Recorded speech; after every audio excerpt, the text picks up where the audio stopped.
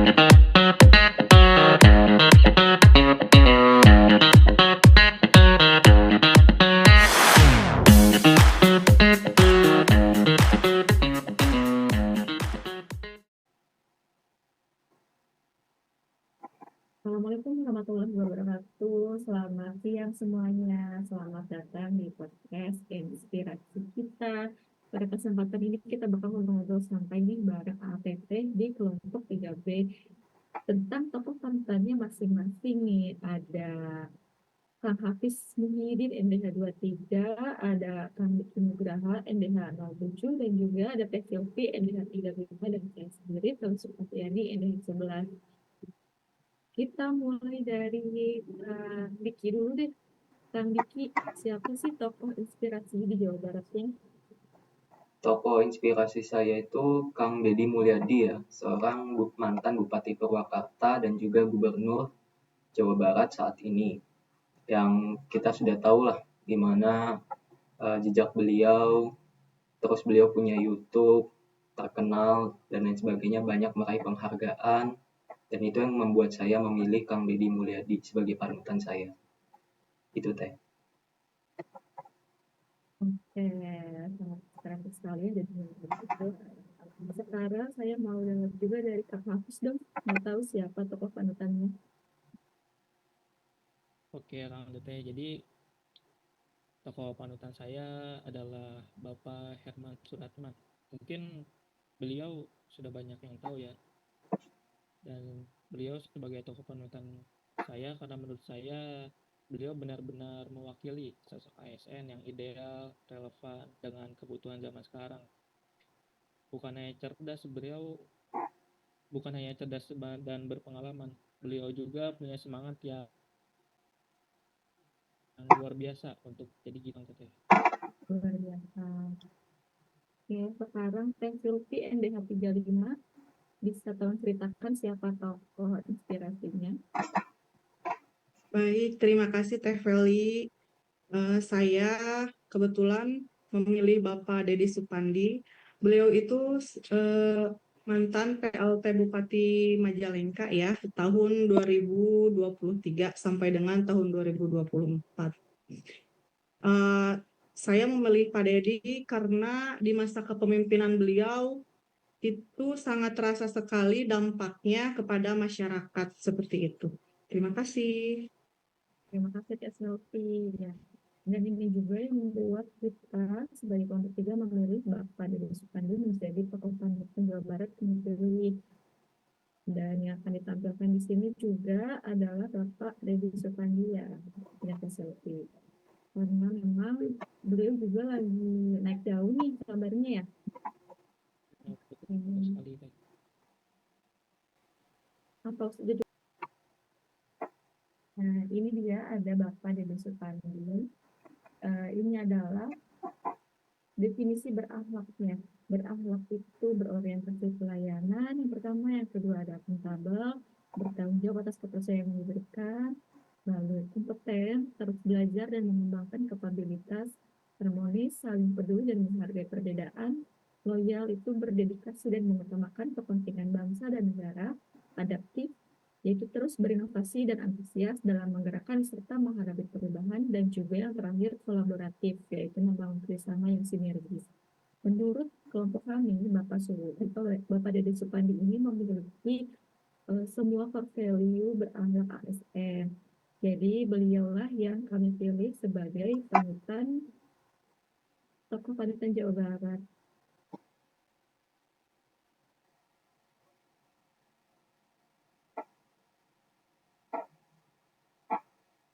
Yang pertama nih ada berorientasi pelayanan.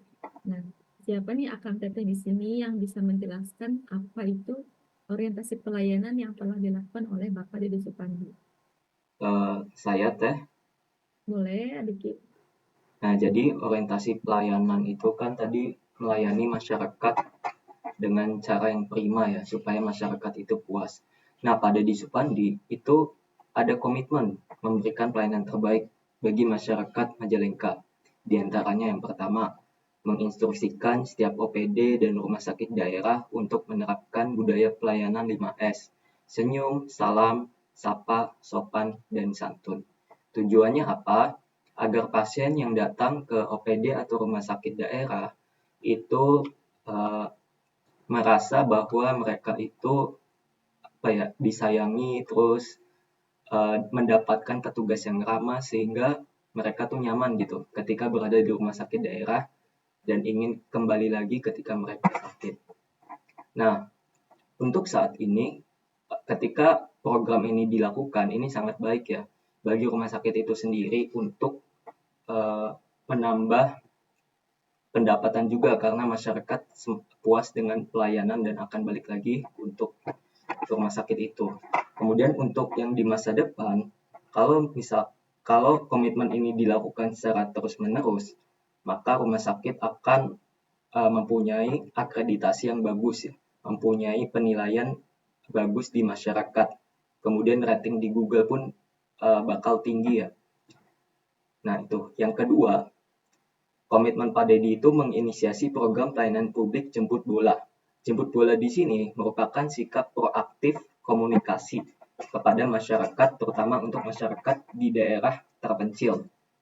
Saat ini sudah dilakukan oleh Pak Dedi Supandi. Kemudian untuk di masa depan, jika komitmen ini terus dilakukan, maka program-program pelayanan publik di daerah terpencil itu bakal menjadi lebih luas lagi. Jadi daerah-daerah terpencil yang tadinya masih tidak terkena program pelayanan, bakal seiringnya berjalannya dengan waktu, bakal diinisiasi oleh komitmennya Pak Dedi Supandi ini. Kemudian yang ketiga, menekankan pentingnya empati dan keramahan sebagai ciri khas ASN Majalengka yang melayani dengan hati. Kalau komitmen ini terus dilakukan, maka munculnya kepuasan masyarakat Majalengka ya, di mana kita melakukan pelayanan prima yang penuh dengan keramahan gitu. Itu aja teh. Biasa namanya.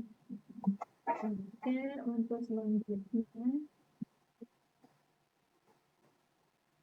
kita di sini mau menjelaskan tentang akuntabel yang bisa kita contoh dari seorang Bapak Dedi Supandi. Baik teh, saya lagi teh, akuntabel. Oh, boleh. Mangga.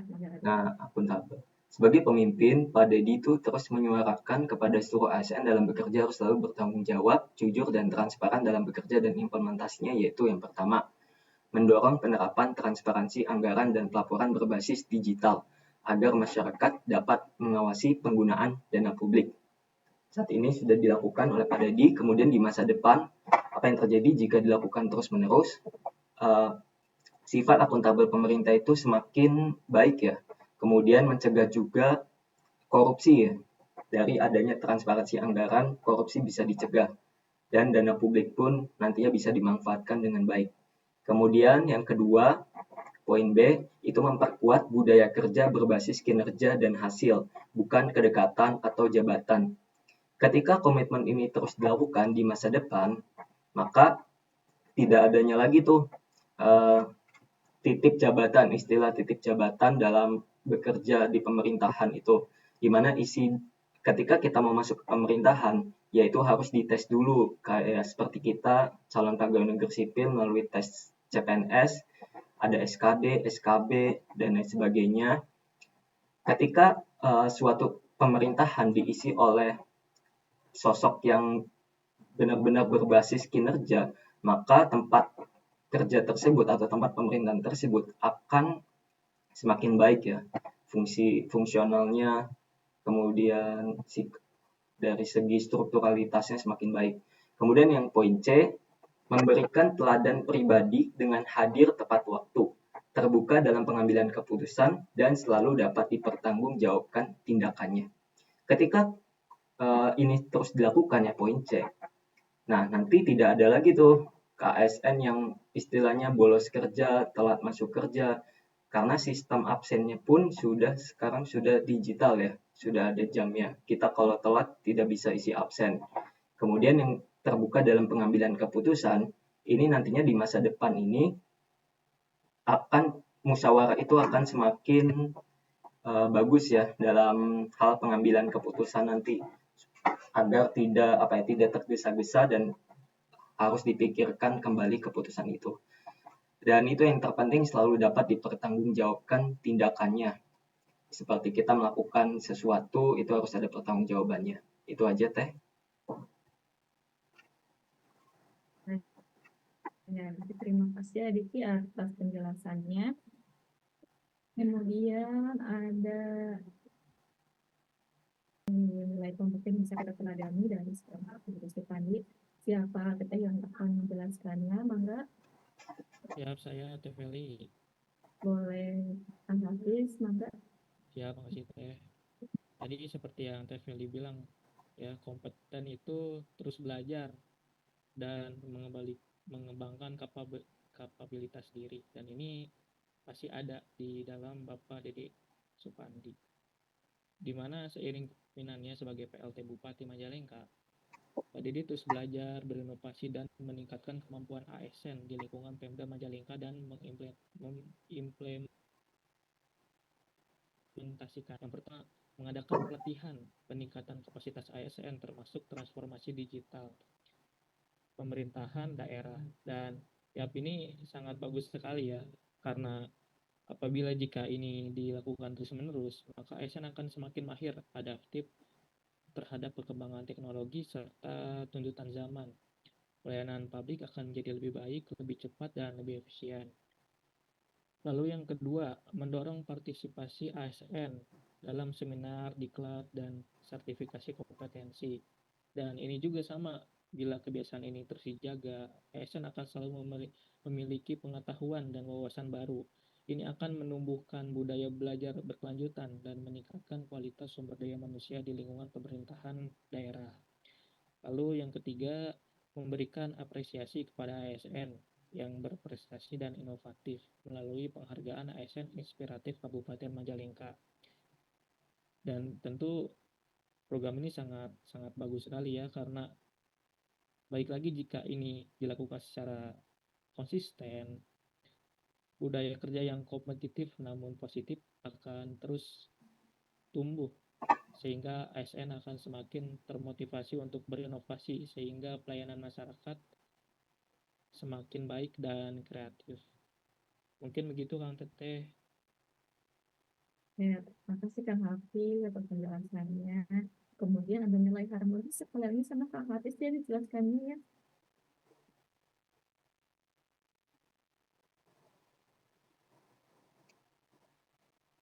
Mangga, Teteh, untuk barangkali siapa yang mau menjelaskan, mangga. Saya lagi, Teh Feli. Ya. Baik ya, seperti yang tadi Teh Feli juga bilang ya, harmonis itu membangun lingkungan kerja yang kondusif dengan saling peduli, di mana Pak Dedi ini sungguh sangat peduli terhadap kita ASN. Pak Dedi membangun lingkungan kerja yang inklusif, saling menghargai dan peduli kepada sesama. Sebagai contoh, yang pertama, menumbuhkan budaya gotong royong antar perangkat daerah serta sinergi lintas profesi, di mana ini jika diterapkan lagi di masa depan akan tercipta kerjasama yang solid antara unit kerja. Hambatan dalam birokrasi dapat diminimalisir dan kerja tim pemerintahan akan menjadi lebih efektif. Lalu yang kedua, mendorong ASN untuk aktif dalam kegiatan sosial dan kemanusiaan seperti bantuan. Dan ini pun sama ya, rasa empati dan kepedulian sosial ASN akan semakin kuat nantinya. Dan ASN tidak akan hanya bekerja sebagai pelayan publik, tetapi juga menjadi teladan dalam nilai kemanusiaan dan kepedulian. Lalu yang ketiga, mengedepankan komunikasi yang santun dan budaya kerja yang saling mendukung, di mana jika ini nantinya akan menjadi kebiasaan di masa depan, suasana kerja pun akan harmonis dan produktif. Konflik antara pegawai pun bisa diminimalisir atau bahkan bisa berkurang dan bahkan tidak ada. Semangat kerja bisa meningkat dan pelayanan kepada masyarakat juga menjadi lebih optimal. Mungkin sekian Kang Teteh. Terima kasih Kang Hafiz atas penjelasannya, bagus sekali. Oke, nilai selanjutnya ada loyal. Loyal di sini yang sudah diterapkan oleh Bapak Deddy Supandi adalah mendukung kebijakan pemerintah secara konstruktif. Loyal bukan berarti asal patuh, tapi memberi kritis untuk perbaikan sistem, menunjukkan loyalitas berbasis profesionalisme dan akuntabilitas. Selanjutnya ada adaptif. Adaptif yang sudah diterapkan oleh Bapak Deddy Supandi ini, beliau mampu menjalankan berbagai fungsi jabatan yang berbeda, mulai dari dinas pemerintahan daerah, menjadi PJ kota dan kabupaten, hingga menduduki saat ini sebagai Kepala Badan Kepegawaian Daerah.